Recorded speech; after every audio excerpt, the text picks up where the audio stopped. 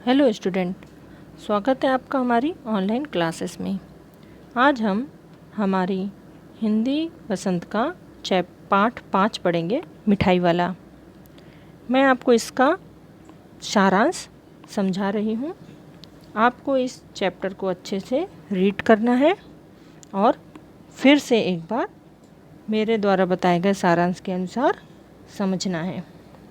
तो आइए हम शुरू करते हैं।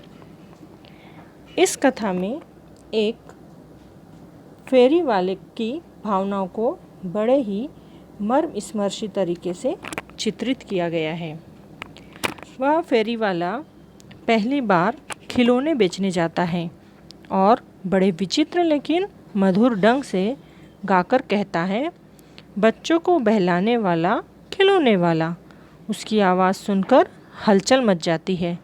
छोटे बच्चों की माएँ चीख उठाकर छज्जे से झांकने लगती है तो बच्चों का झुंड खिलौने वाले को घेर लेता है। खिलौने वाला वहीं अपनी पेटी खोलकर बच्चों को खिलौने दिखाने लगता है। बच्चे अपने नन्हे नन्हे हाथों से खिलौने लेते हैं और तोतली आवाज़ में दाम पूछते हैं। राय विजय बहादुर के बच्चे चुन्नू मुन्नू भी खिलौने लेकर उछलते कूदते घर पहुंचते हैं। उनकी माँ रोहिणी उनसे पूछती है, खिलौने कितने में लाए? तो चुन्नू मुन्नू उसे बताते हैं 2 पैसे में। यह सुनकर रोहिणी को अचरज हुआ कि इतने सस्ते में खिलौने वाला खिलौने कैसे दे गया। बात छोटी सी थी, आई गई हो गई। 6 महीने बाद नगर में एक मुरली वाले के आने का समाचार फैलता है। लोग बातें कर रहे थे कि वह बड़ी अच्छी मुरली बजाता है और केवल 2-2 पैसे में मुरली बेचता है। उसे देखकर ऐसा लगता है जैसे वह वही खिलौने वाला है जो पहले आया करता था। मुरली वाले की आवाज़ भी गलियों में उसी प्रकार सुनाई देने लगी। बच्चों को बहलाने वाला मुरलिया वाला। उसकी आवाज़ रोहिणी ने सुनी तो उसे तुरंत खिलौने वाले की याद आई। चुन्नू मुन्नू पार्क में खेलने गए थे, इसीलिए उसने मुरली खरीदने के लिए पति से कहा कि वह मुरली वाले को बुला लाए। बच्चों से घिरे हुए मुरली वाले से विजय बाबू ने मुरली का मूल्य पूछा तो उसने कहा कि वह देता तो 3 पैसे में है, लेकिन उन्हें 2 पैसे में ही दे देगा। यह सुनकर विजय बाबू मुस्कुरा उठे।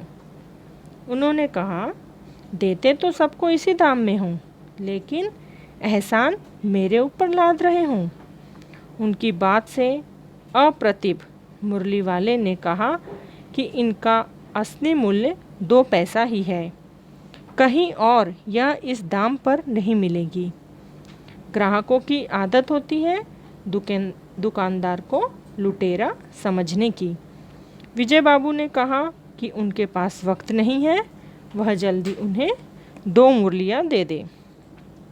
मुरली वाले से मुरलियाँ लेकर विजय बाबू भीतर आ गए और वह मुरली वाला वहीं बैठकर बड़े स्नेह से बच्चों को मुरली देने लगा।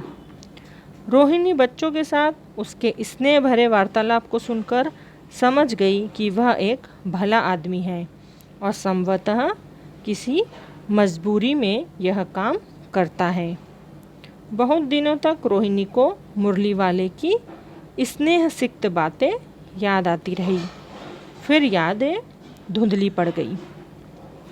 8 महीने बाद सर्दी के दिन में रोहिणी छत पर बैठकर अपने बाल सुखा रही थी। तभी उसके कानों में आवाज़ आई, बच्चों को बहलाने वाला मिठाई वाला।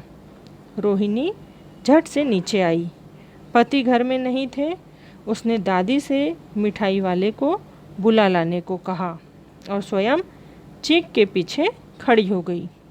दादी ने मिठाई वाले को बुलाया। मिठाई वाला आकर बैठ गया और मिठाइयों की विशेषता बताने लगा। उसने कहा वह पैसे की 16 मिठाइयाँ देता है।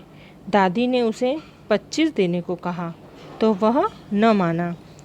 रोहिणी ने दादी से कहा कि वह 4 पैसे की मिठाइयाँ ले ले।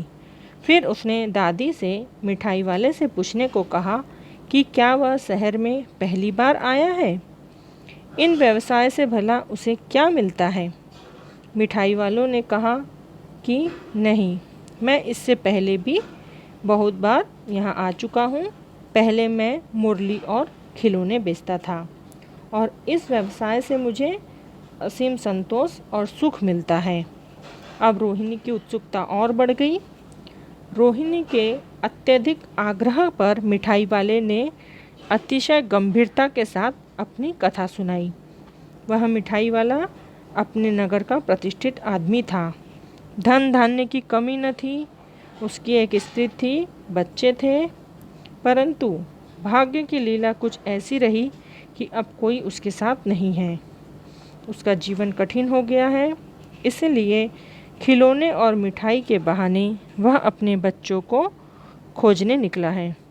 उसे आशा है कि उसके बच्चों ने कहीं न कहीं किसी रूप में जन्म अवश्य लिया होगा। वह पैसों के लिए नहीं, बच्चों के बीच अपना मन बहलाने आता है। रोहिणी ने देखा मिठाई वाले की आंखें आंसुओं से गीली थी। उस समय चुन्नू मुन्नू आ गए। मिठाई वाले ने उन्हें मिठाई दी। रोहिणी ने उसकी ओर पैसे दिए तो उसने कहा कि इस बार वह यह पैसे नहीं ले सकेगा। उसने अपनी पेटी उठाई और अपने मधुर स्वर में वह गाता हुआ निकल गया। इस प्रकार हमारा यह पाठ था मिठाई वाला। अब मैं इसके समरी और कठिन शब्द भी आपको रिटर्न में दे रही हूँ, लेकिन वह सिर्फ आपको पढ़ने के लिए है। बाकी नोट्स और असाइनमेंट सभी आप अपनी कॉपी में लिखेंगे। Okay, thanks.